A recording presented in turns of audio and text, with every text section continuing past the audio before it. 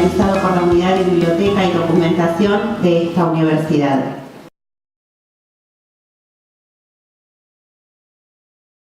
Damos paso a la conferencia inaugural a cargo del escritor Mempo Giardinelli, a quien invitamos a subir al escenario mientras leemos su currículum.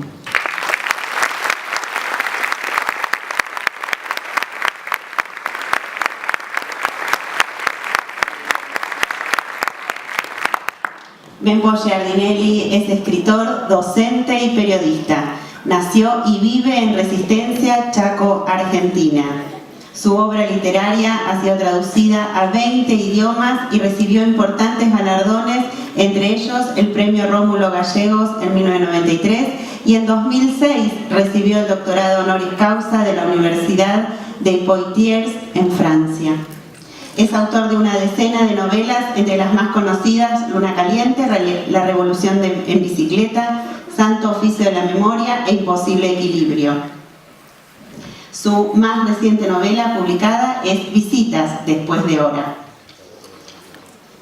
Fundó y preside una fundación con sede en el Chaco, dedicada al fomento de la lectura y a la docencia e investigación en pedagogía de la lectura. Para su creación, donó su biblioteca personal de 10.000 volúmenes.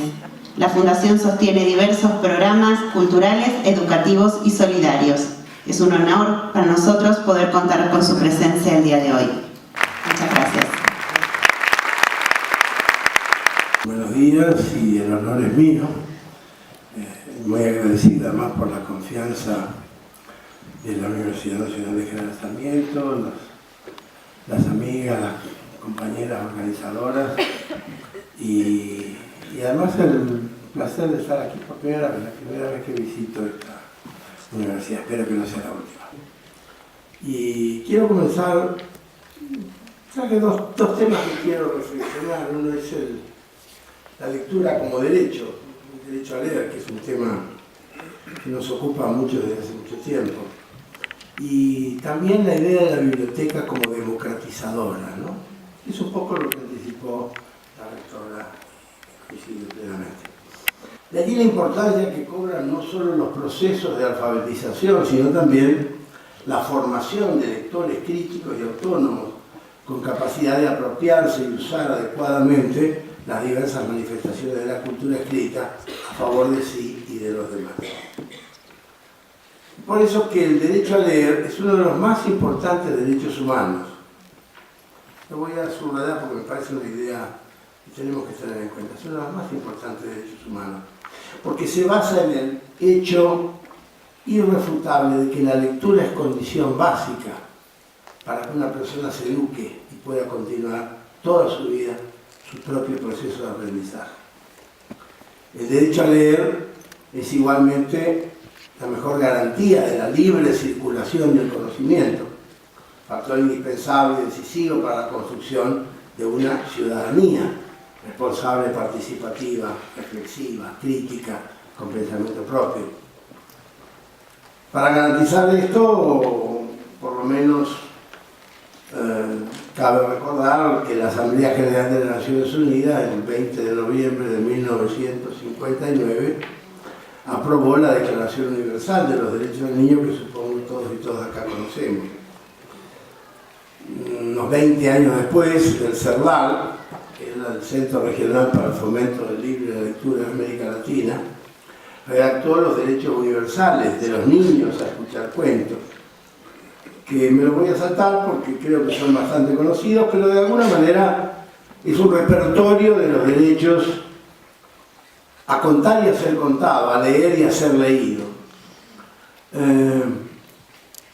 Y que se vincula con el derecho a leer porque es un hecho que no está incorporado a ninguna norma constitucional y sin embargo es un derecho fundamental de todas nuestras naciones.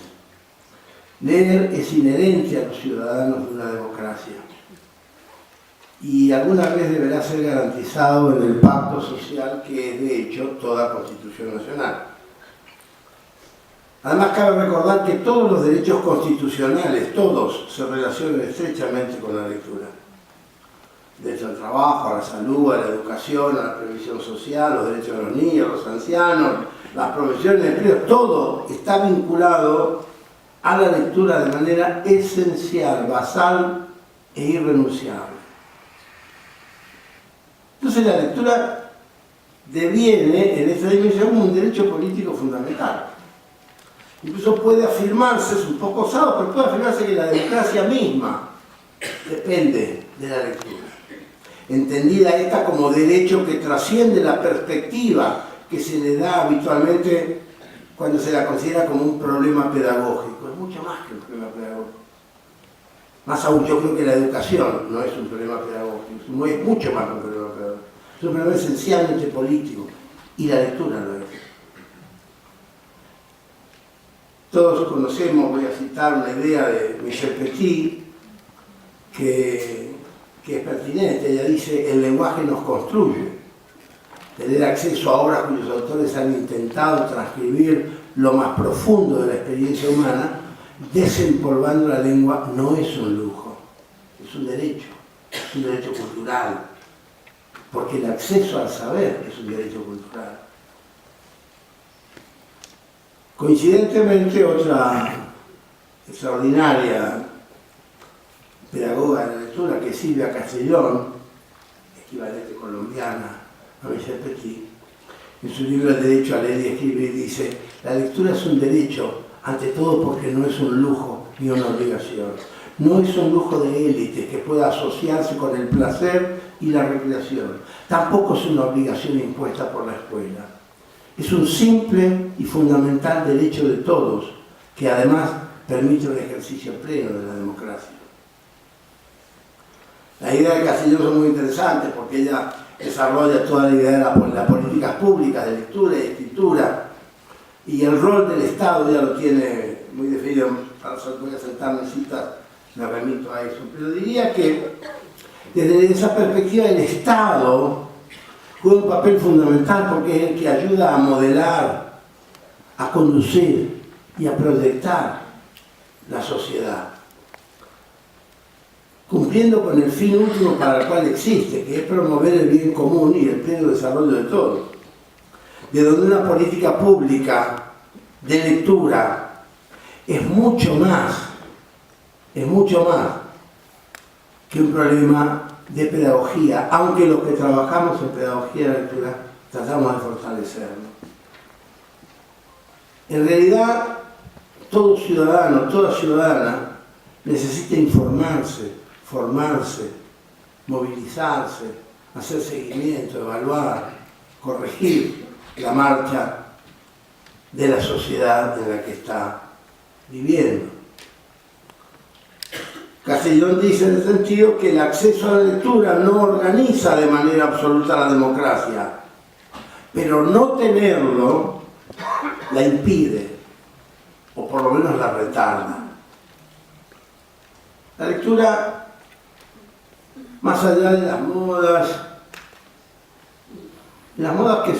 que imperan en el mundo desde hace unos 30, 40 años y en la Argentina también, respecto de la necesidad del desarrollo de políticas públicas integrales, la publicidad masiva que se ha hecho en todos nuestros países. En la Argentina se inaugura con la democracia, es el presidente Raúl Alfonsín en 1984, a instancias de la profesora Clementi, quien pone en marcha el primer plan de lectura de nuestro país, que se llamó Leer es Crecer, que fue el inicio en 1984 de toda la trayectoria del Plan Nacional de Lectura que hemos tenido en la Argentina. Esto le impone al Estado la obligación de crear y garantizar mecanismos legales necesarios para que toda la población, en todos los niveles, socioeconómicos, etarios, étnicos y lingüísticos, acceda libre y gratuitamente a la lectura, para lo cual se implementan las políticas de publicación de textos literarios y otros tipos. La idea es que el ciudadano, la ciudadana acceda desde la cuna a la posibilidad de desarrollar un potencial lector a través de una intensa práctica lectora. Esa política la que se inaugura con el plan Leyes que se de 1984 y que se continúa hasta el Plan Nacional de Lectura, que ha sido discontinuado ahora, desdichadamente, y que hay que señalarlo. Esa política debe ser naturalmente sostenida. Debe ser fruto de un debate nacional implícito que está destinado a culminar en leyes y normativas que garanticen el acceso de la población a los materiales de lectura que necesita. Después podemos hablar cómo hacer leer a una sociedad. Ese es otro punto. Pero primero estamos hablando del derecho, de la importancia fundamental, basal que tiene en su vínculo con democracia y con participación. También la educación pública, entendida como sistema escolar, docente, bibliotecario, paraescolar, en todas sus dimensiones, cooperadoras, comedores, asociaciones, grupos de padres, familiares de alumnos, en su más amplio sentido, se integra con los programas y planes de promoción y fomento de la lectura. Esto sucedió en todas las provincias argentinas en los últimos, por lo menos, 20 años. Y que tan importantes resultados han permitido alcanzar. Porque una política nacional de lectura no puede reducirse, resumirse y concentrarse en el trabajo de, sobre y con los mediadores exclusivamente. Los mediadores son fundamentales. Los bibliotecarios, las bibliotecarias, son, diría, mediadores naturales. Pero es necesario que la sociedad civil sea consciente de la importancia de la lectura. Y desde luego, los legisladores, para llevar esa política de lectura a todos los estamentos de la sociedad, como intentó el Plan Nacional de Lectura, por lo menos en los últimos 25 o 30 años, más allá de diferencias y de cuestiones presupuestarias y demás. El Plan Nacional de Lectura de la Argentina llegó a escuelas, bibliotecas, pero también a hospitales, a cárceles, a orfanatos, a las Fuerzas Armadas, a las policías, a los medios de transporte, a los medios de comunicación bastante menos, a las organizaciones de la sociedad civil y a todo tipo de ONG, cualquiera fueron sus misiones y objetivos. El derecho a leer así deviene cultura lectora, incluye la preservación y fortalecimiento de la lengua oral y escrita, la lengua que hablamos y que nos expresa, y que es la verdadera y más profunda identidad de un pueblo, y que en Argentina y en América Latina está sometida desde hace por lo menos 30 años a un bombardeo muy confuso. Muy confuso. Mi generación estudiaba castellano, ahora se estudia lengua. Cuando en el mercado, en el llamado mercado editorial, comercial, periodístico, se habla de el español. Y el español es una lengua que no existe. No existe el español. La lengua que hablamos nosotros es la lengua que se llama el castellano americano, por lo menos desde hace 220 años con Andrés Bello y su primera gramática castellana, donde define la esencia de la lengua que habla nuestro continente. Castellano americano con peculiaridades rioplatenses, andinas, caribeñas, pero un castellano, que es la lengua que viene de España y que es la síntesis desde Alfonso XIII de las lenguas, los distintos dialectos que se hablan en la península. Esto tan así es que en 1978, posterior al franquismo, la Constitución de España, la Constitución Nacional de España, la Constitución Democrática de España, empieza diciendo que la lengua del Estado español es el castellano. Pero ha habido un cambio en los últimos 30 años, y es un cambio comercial. Es un cambio que tiene que ver con un afán de reconquista. Siguiendo las ideas de Emilia Ferreiro incluso, podemos decir que la educación debe permitir la reflexión, el autoconocimiento, el conocimiento, la aceptación del otro en la lengua que es nuestra lengua. Debe ser una educación para el diálogo y la comunicación, educación para el descubrimiento de las potencialidades de cada individuo, capaz de desarrollar esas potencialidades. Una educación que forma y respeta la autonomía, que permite descubrirnos como ciudadanos de un país sin renunciar a ser ciudadanos de nuestro continente y del mundo. Una educación que retome principios humanísticos, que coloque al ser humano en el centro de las preocupaciones, que lo trate como sujeto. Y en todo la lectura es la protagonista. Fin de cita. Todos estos nobles propósitos no son, sin embargo, de sencilla instauración. De hecho, en nuestro país y durante el anterior gobierno pareció posible plasmarlos a partir de la Ley Nacional de Educación de 2004, cuyos principios esenciales están siendo hoy, yo escribí cuestionados, pero ni siquiera cuestionados, sino cambiados por la actual administración. Es un debate harto, complejo, y hasta el momento, 2017, el hecho cierto es que prácticamente se ha cancelado el Plan Nacional de Lectura. El fomento de la lectura se ha multiplicado en todo el país como derivación virtuosa de buena parte de lo implementado en las 2 últimas décadas. Y por eso es hoy un dato relevante la existencia y realización en todo el país de decenas de encuentros, congresos, foros de promoción de la lectura, lo cual muestra por lo menos una fuerte vocación de redoblar esfuerzos e imaginación para recuperar e impulsar una educación basada en la lectura. Creo que la educación que se brinda en la Argentina desde la recuperación de la democracia se caracterizó más por saber transmitir la importancia de la lectura, que es una acción necesaria, que por saber crear nuevos lectores, que es el objetivo fundamental para crear ciudadanos libres, responsables, conscientes. Es como si hubiéramos dado bien la batalla de transmitir la importancia de la lectura. Este es un país que está convencido de eso. El gran problema es cómo crear nuevos lectores. ¿Cuáles son las estrategias para lograrlo? ¿Qué tipo de nuevos lectores queremos tener?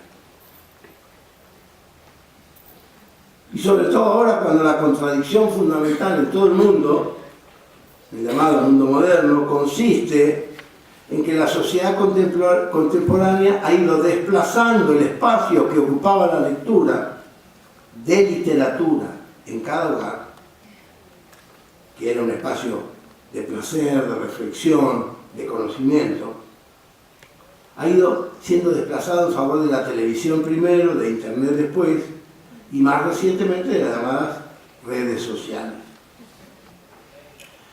Estas son un producto directo de las también llamadas nuevas tecnologías que con su velocidad, con vértigo, fascinan, simplifican, plantean adaptaciones y desafíos que deben ser reflexionados y atendidos muy cuidadosamente, puesto que provocan nuevas concepciones y modos para todas las actividades, inclusive y empezando por la lectura.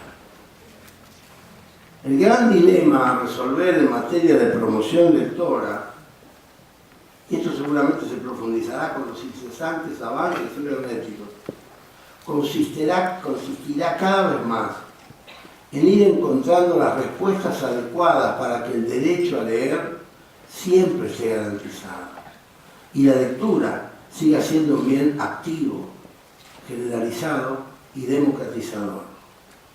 Se dice fácil, pero no es nada fácil la cuestión, porque se complejiza más todavía cuando advertimos que se trata de generar una especie de instancia de diálogo y reflexión en relación a la biblioteca como agente promotor de la lectura en la sociedad presente y futura.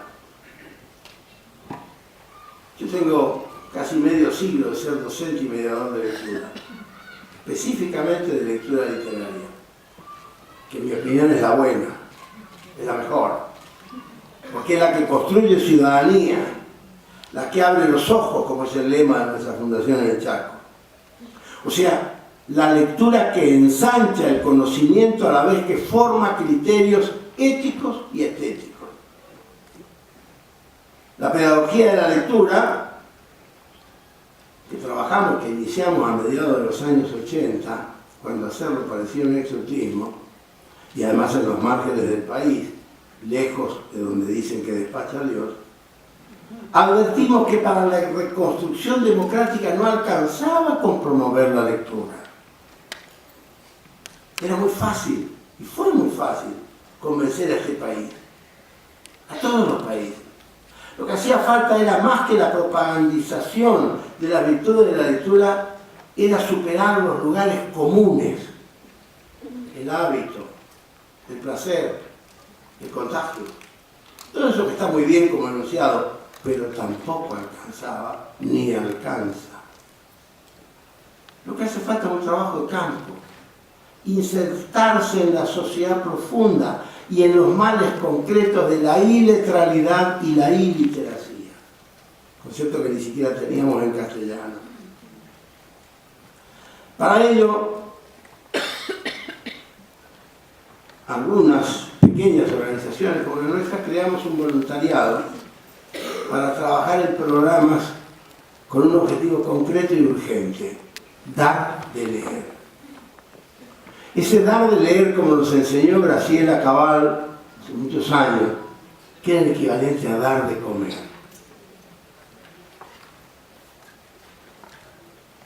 Porque así como se da de comer, hay que dar de leer. Porque dar de leer siembra la semilla del deseo de leer. Lo voy a decir de nuevo. Dar de leer siembra la semilla del deseo de leer. Convencido de que la educación lectora siempre mejora a la persona y que todas las personas del mundo empiezan siendo niños, creamos el programa de Abuelas Cuentacuentos, que hoy es muy conocido, que hoy atiende en 70 ciudades de la Argentina a más de 200.000 chicos que todas las semanas reciben lectura. Es decir, se les da lectura de la manera más amorosa, gratuita, con un programa cuyo lema es: para leer nadie cobra, nadie paga. Es un voluntariado maravilloso, es ejemplar. Esto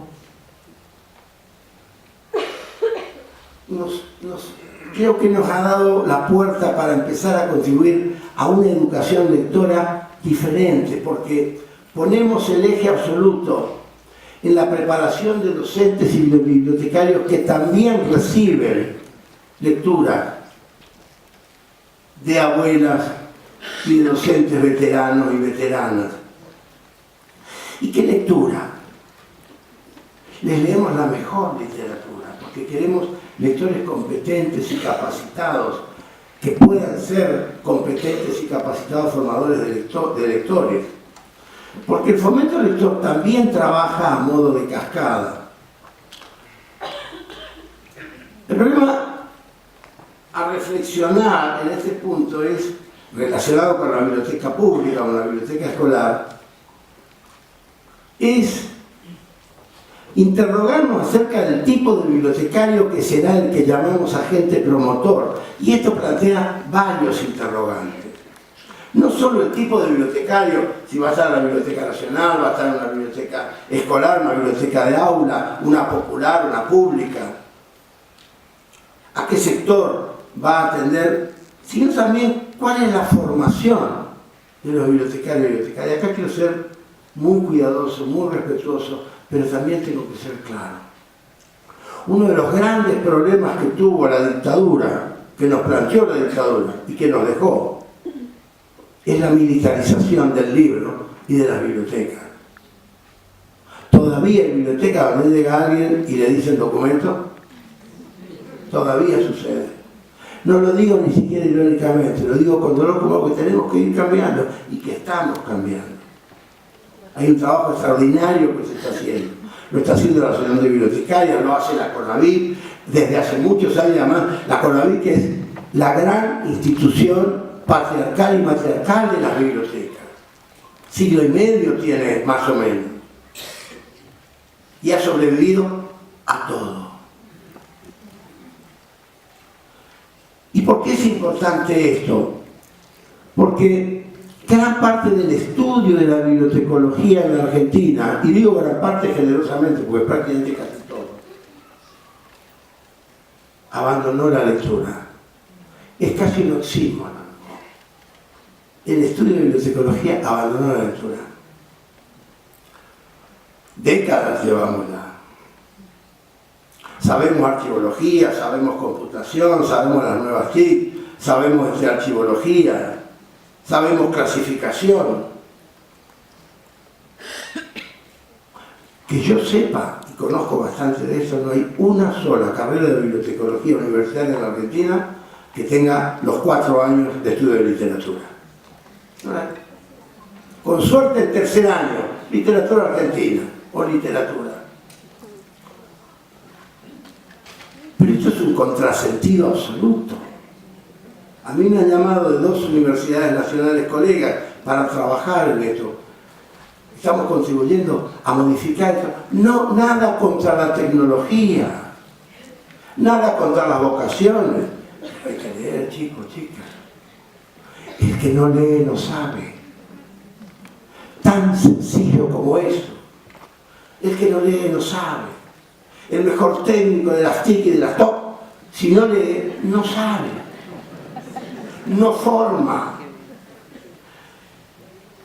Y por eso esto es una cuestión política. Y con todo respeto a quienes piensan, incluso ahora con el tema de Santiago Maldonado, toda esta cosa lamentable que ha habido, de que no ideologice, de que no discutamos, de que no lleve, que las escuelas, que mi hijo no. No es un problema ideológico. Es un problema moral y político, y la lectura también es moral y político. Miren, que una nación lea es una decisión política. Que una nación no lea también es una decisión política. Y déjenme recordarles que este era el ideario de ese sanjuanino tremendo, contradictorio, provocador, el loco Sarmiento, como decían, pero tipo admirable, que desde su exilio en Chile escribió una literatura fundamental, pero se constituyó en el padre de la educación, la bibliotecología y la lectura argentina. El ideario sarmientino instaló desde los años 70 del siglo XIX el paradigma de una nación colmada de bibliotecas. No solo las populares de la CONABI, Comisión Nacional de Bibliotecas Populares, las públicas, las municipales, las de las universidades nacionales y privadas, las de decenas de facultades, las de instituciones intermedias, las de ONG como la que yo presido, las de bancos, empresas, clubes sociales, deportivos, culturales, sociedades de fomento, cooperativas, centros comunitarios. ¿Saben cuántas bibliotecas tiene hoy la Argentina? Entre 40 y 50.000 en todo nuestro territorio. No hay ningún país del mundo que tenga esto. Esto es una telaraña maravillosa. Esa fue la gran visión de Sarmiento. Me dirán, sí, hay muchas bibliotecas que están obsoletas, cachuzas, mal estado, todo lo que quieran. Pero está. Miren, no hay un solo ciudadano o ciudadana argentino que pueda decir que no tiene a 10 o 20 cuadras de su casa una biblioteca. De cualquier índole. Con lo cual ya derribamos el primer mito imbécil de la lectura. Los libros son caros. No lo compre, vaya a la biblioteca si tiene una biblioteca cerca. A ver, ¿cuánto le queda a la biblioteca más cercana a su casa? No me venga con libros caros. No tengo tiempo de leer, segundo mito. Lea usted a su señora, a su novia, a su marido, a tu hijo. Léale por decir algo. El poema 20 de Pablo Neruda, esta noche. 1 minuto 40 segundos, bien leído.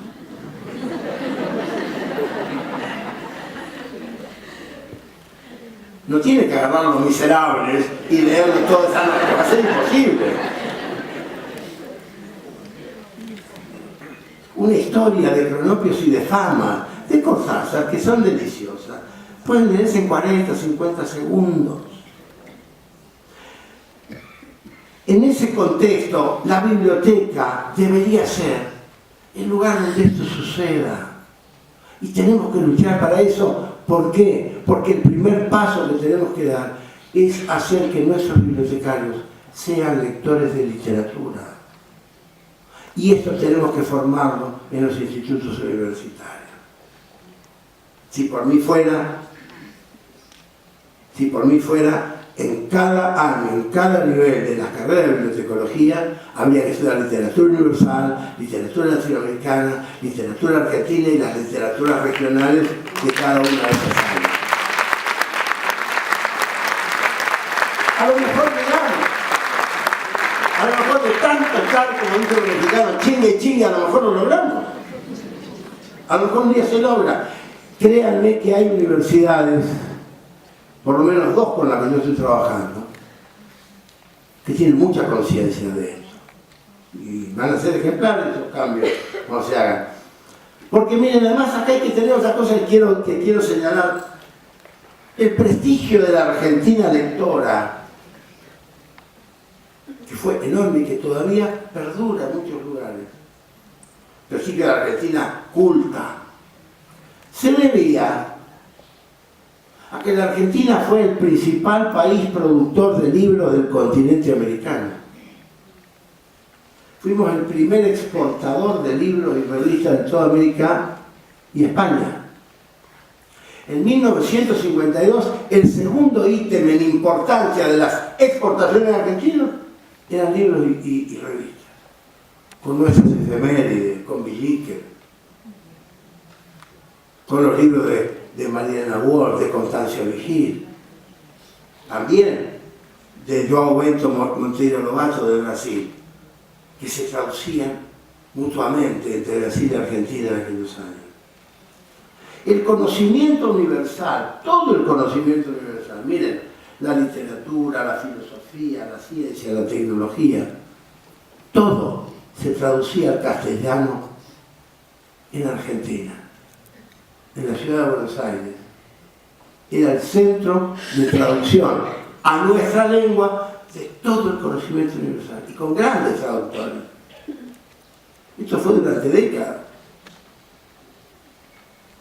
que además tenía que ver con el sueño sarmientino, porque el sueño sarmientino era que también la lectura, además del guardapolvo blanco, iba a equiparar a una nación que, por ejemplo, en 1920, solo el 40% de los argentinos hablaban castellano. En 1930 la ciudad de Buenos Aires tenía 17 diarios en 17 lenguas distintas, porque el 54% de la población de la ciudad de Buenos Aires no era castellano parlante de origen. Fíjense qué epopeya que hicieron. Generaciones de americanos se educaron con esas revistas, con esos libros. Y eso fue posible, además, porque el imaginario social, desde fines del siglo XIX, estuvo vinculado a la lectura. Fíjese, el imaginario social que pensaba y definía el ascenso de sus hijos y sus nietos, era por la lectura. Era por la lectura.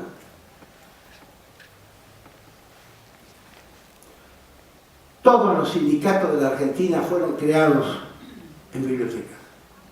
Y lo primero que hacía un sindicato nuevo era crear su propia biblioteca. Todos los clubes de fútbol se fundaron en bibliotecas. Todas las sociedades de fomento, existen todavía muchas en el interior del país. Acabo de estar hace muy poquito en La Carlota, en el sur de Córdoba. El centro del pueblo, una ciudad pueblo 14.000 habitantes, en la Pampa Gringa. El centro es el Club Social y Deportivo y Biblioteca, creo que se llama Manuel Belgrano. Y una biblioteca fundada en 1890. Sigue siendo el eje del club y del pueblo. Ese imaginario de que el ascenso el ascenso social no era una cuestión solo económica, sino que dependía de la lectura como camino hacia el saber y el conocimiento que el inmigrante o el criollo no había tenido. Así fue como la lectura fue protagonista de la construcción de una nación sin analfabetos y cuyo consumo de libros y revistas era altísimo y constante y se proyectaba hacia toda la lengua castellana. Hasta que esto se perdió en los 70.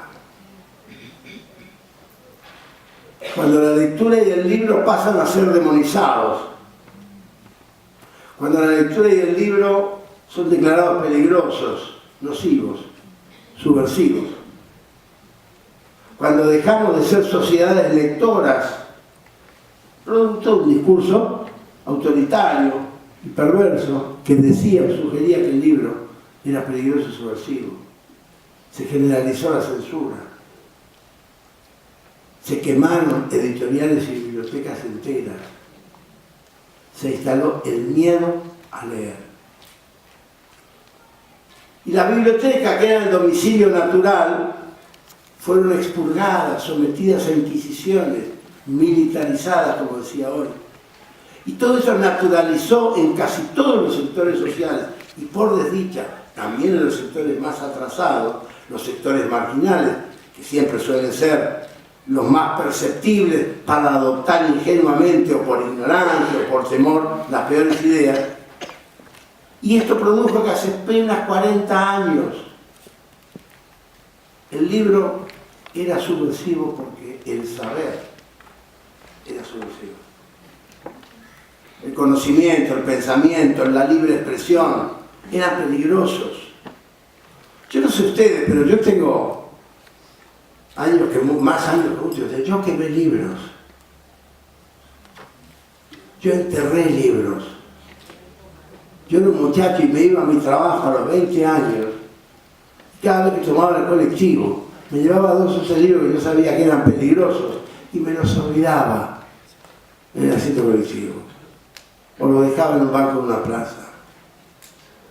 Y esto después hemos ido sabiendo que mi generación, cantidades lo hicimos, sin ponernos de acuerdo. Porque además destruir un libro es muy difícil. No les voy a decir que hagan la prueba, pero créanme que quemar un libro es dificilísimo, se resisten los desgraciados.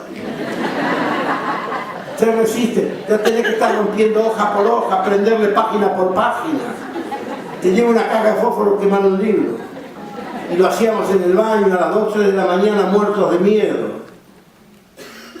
Es decir, esa humillación que se instaló en nuestra sociedad coincide, esto es una coincidencia histórica, tecnológica, con el auge y la irrupción del peor educador que puede tener una sociedad, que es la televisión.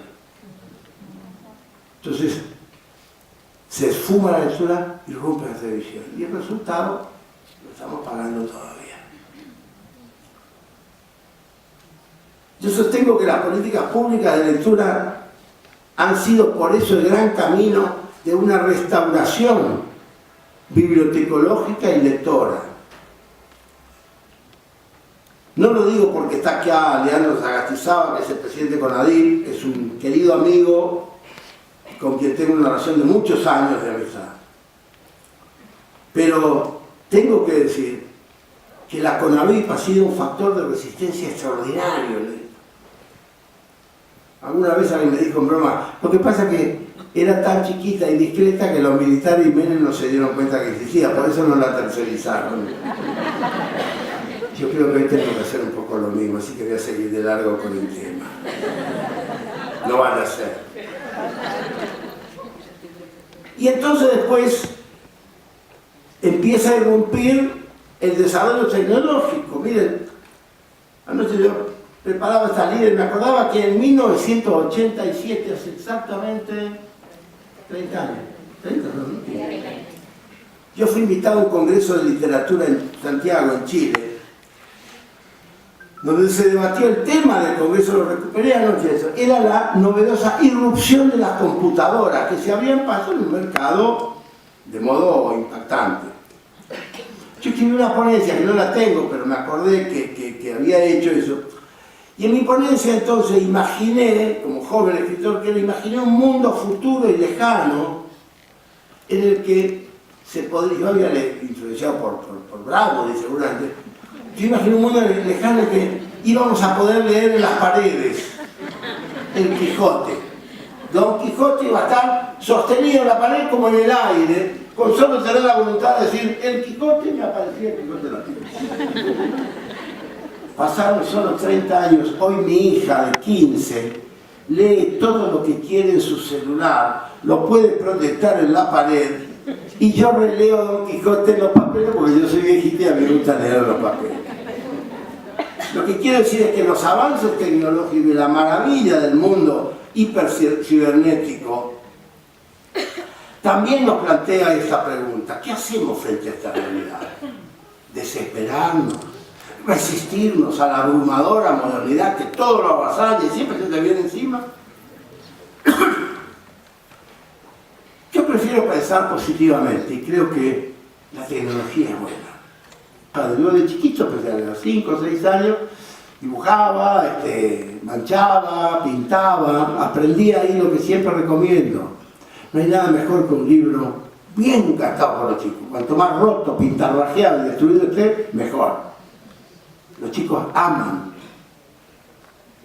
y lo que aman lo destruyen.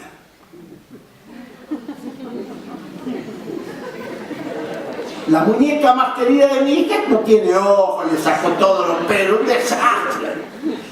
Y una muñeca preciosa, blanquita, así toda muñequita de torta que le regaló no sé quién, está puesta y nunca le dio 5 pesos.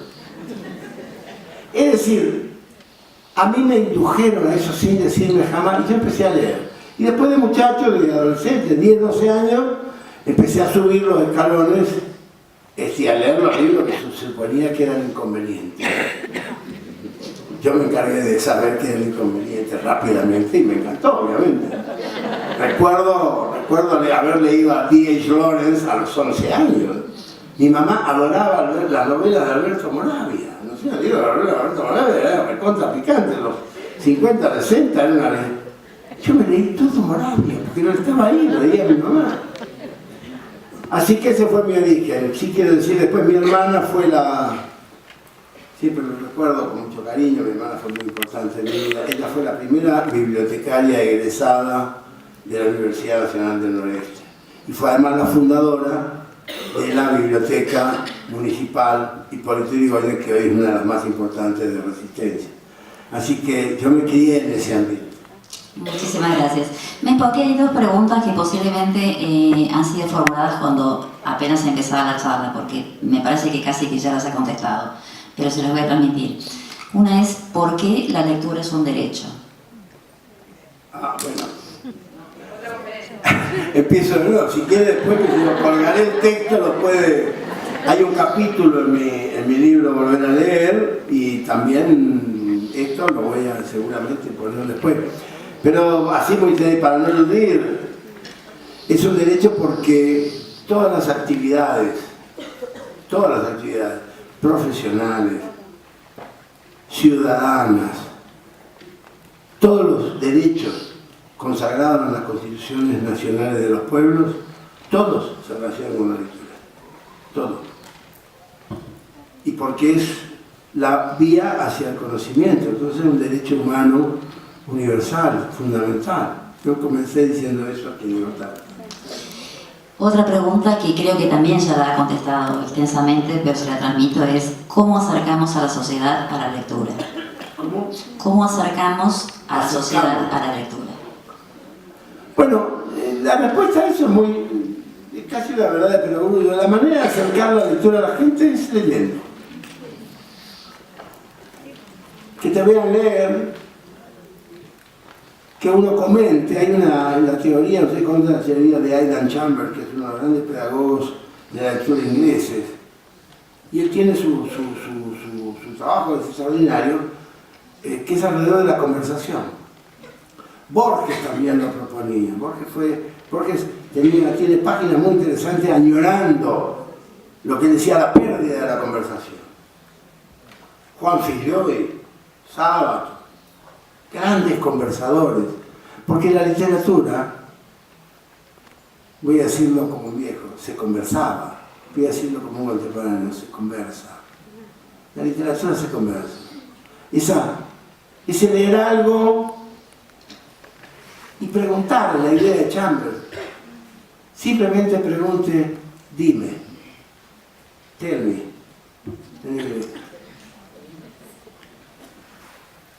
Dime. Y no hay lectura que no provoque algo. La lectura en voz alta, que es una gran estrategia. La lectura sostenida, libre y silenciosa, que eso es una gran estrategia, y varias estrategias. Bueno, se puede practicar, se puede llevar adelante, y son formas de hay que tener paciencia, hay que tener una virtud que no es una virtud muy argentina, hay que decirlo, hay que tener perseverancia. Quizá en un día no lo lográs, en dos, en tres. Yo suelo hacer, si me permiten, un poco en broma, pero les juro que funciona esto que dije hace un rato, del poema 20 de Neruda. Lo voy a decir casi caricaturesco. Esta noche, a las 9, 10 de la noche, antes después de cenar, apaguen la tele o bajen el volumen, un cachito, léanle el poema 20 de Neruda a la familia, a los hijos, los chicos, la mamá, la abuela, la dama, el caballero. 1 minuto 40 segundos, bien leído, de pie y en voz alta, bien, hay que practicar, uno y lo lees en voz alta, bien. Cierran, la vida continúa, la vida en una palabra, ¿no? ¿Qué te pareció? No, palabra prohibida. ¿Qué quiso decir? No, nada, ni una palabra. Mañana, y si alguien te dice, ¿y eso? Nada, me gustó, tenía el cielo. Ah, qué bien. La vida continúa. Mañana, más o menos a la misma hora, léanle un texto comercial de Cortázar, un cuento de La sueñera de Anichúa. Hay tanta literatura argentina, latinoamericana, riquísima. Siempre breves. Un poema, un buen poema que a ustedes les guste. Puede ser un clásico. Qué sé yo, Baldomero Fernández Moreno, puede ser Alejandra Pizarnik, un poema, 1 minuto. Traten de estar siempre en el orden del minuto y medio. Se lee, se cierra. Che, qué lindo eso. ¿Y mañana me va a salir otro? Sí. O, miren, hagan la prueba, créanme que después de 15 a 20 días de tener esta perseverancia, van a tener una asamblea familiar y hoy no me vas a leer. Y ahí cuando le desenrajás, hoy te leo, pero mañana traemos una lectura. ¿Dónde la encuentro? En la biblioteca que está acá a la vuelta. No la que está tanta. Miren, es perseverancia, eso es perseverancia pura. Sí se puede, ¿eh? Esto sí que se puede, me garantizo. Y es una de las mejores y más nobles maneras de poder hablar. Muchas gracias, Mempo. La última pregunta es, ¿a qué atribuye que haya 3 generaciones de argentinos que dejaron de leer? ¿A qué? ¿A qué atribuye que haya 3 generaciones de argentinos que dejaron de leer? Bueno, acabo de señalarlo. Yo diría muy sintéticamente, nos cambiaron el paradigma lector. El paradigma lector que decía, si mis hijos y mis nietos leen, van a progresar, se cambió por el paradigma de si mis hijos y mis nietos leen, lo van a matar. Digo, muy esquemáticamente, este fue el cambio de paradigma. Los planes nacionales de lectura han trabajado mucho sobre esto y ha sido muy importante.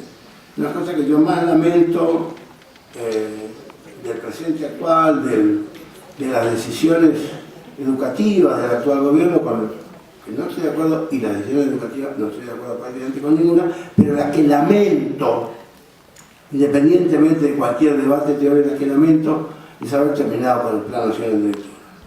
El Plan Nacional de Lectura fue extraordinario, fueron 30 y pico de años, mentira que fue de la década anterior, no, fueron 30 y pico de años.